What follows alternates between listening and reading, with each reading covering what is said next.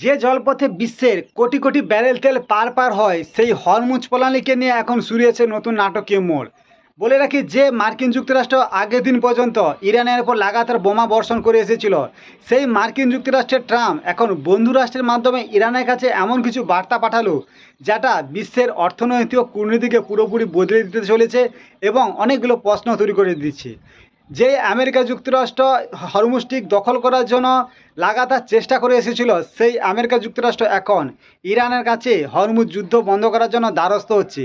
মূলত তাদের যে বন্ধু গোষ্ঠী রয়েছে তাদের চাপের কারণে এবং আন্তর্জাতিক যে জ্বালানির সংকট হচ্ছে তার কারণে।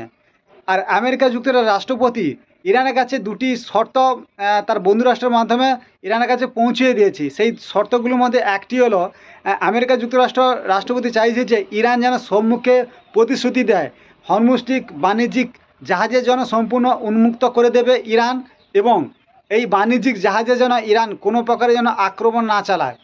আর আমেরিকার যে সেনাপ্রধানরা রয়েছে তারাও এমন কিছু কথা বলেছে, সেটা এই গতকাল যে গত পরশু যে আমেরিকা আক্রমণ করেছিল সেটা বরাবরই আমেরিকার কাছে ভুল প্রমাণিত হয়ে যাবে। কেননা আমেরিকা সৈন্যরা বলেছে যে ইরানের সরকারিভাবে তারা দাবি করেছে নাকি ইরান গত পরশু যে ইরান বাণিজ্যিক জাহাজে আক্রমণ করেছিল সেটা কোনো সরকারিভাবে আদেশ দেওয়া হয়নি। সেটা মূলত ইরানের যে কট্টরপন্থী গোষ্ঠীগুলো রয়েছে তারা আমেরিকা যুক্তরাষ্ট্র ইরানের সম্পর্কে ফাটল ও চুক্তি বাতিল করার জন্য এই হামলা চালিয়েছে।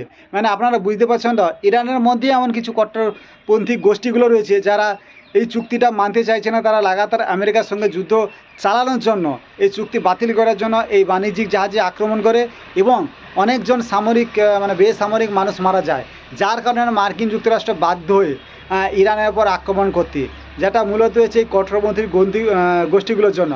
অন্যদিকে ইরানের পক্ষ থেকে জানানো হয়েছে যে এই আমেরিকা যুক্তরাষ্ট্র যে দুটি শর্ত দিচ্ছে সেটা তারাও মেনে নিচ্ছে, কিন্তু তাদেরও প্রতিশ্রুতি দিতে হবে যে ইরানের প্রভুত্ব এবং তাদের ইরানের যে সুরক্ষা সেটা পুরোপুরি ইরানের কাছে দখলে থাকবে, ইরানের দখলে থাকবে, যেটা ট্রাম্প প্রশাসনও মেনে নিয়েছে। এবং ট্রাম্পের পক্ষ থেকে জানানো হয়েছে আন্তর্জাতিক যে জ্বালানির সংকট, হরমুজ প্রণালীর যে যুদ্ধের জন্য যে আন্তর্জাতিক জ্বালানির সংকট ও আর্থিক মন্দার সৃষ্টি হয়েছে সেটা পুরোপুরি পরিবর্তন করার জন্য ইরান ও আমেরিকা যুক্তরাষ্ট্র প্রশাসন এটা উদ্যোগী হয়েছেন এবং খুব দ্রুত যত সম্ভব ওমানে এই চুক্তিটি স্বাক্ষর হতে চলেছে, যেটা রাষ্ট্রপতি ট্রাম্পের পক্ষ থেকে জানানো হয়েছে। আমেরিকার পক্ষ থেকে তাদের উপরাষ্ট্রপতি এবং ইরানের পক্ষ থেকে তাদের প্রতিরক্ষা মন্ত্রী এই চুক্তিতে ওমানে স্বাক্ষর খুব দ্রুত হচ্ছে।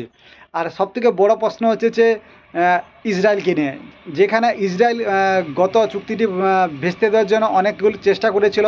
আমরা দেখেছি যে গত 2-3 দিন আগে আমেরিকার রাষ্ট্রপতি নিজে বলেছিল যে আমি ইরানের টার্গেট নম্বর 1 নম্বর রয়েছি। এইসব কথা ইসরায়েল আমেরিকা যুক্তরাষ্ট্রকে বলেছিল যে ইরান নাকি আমেরিকার রাষ্ট্রপতিকে হত্যা করতে যায়, সেটা পুরোপুরি ভুল প্রমাণিত করে দিয়েছে ইরান।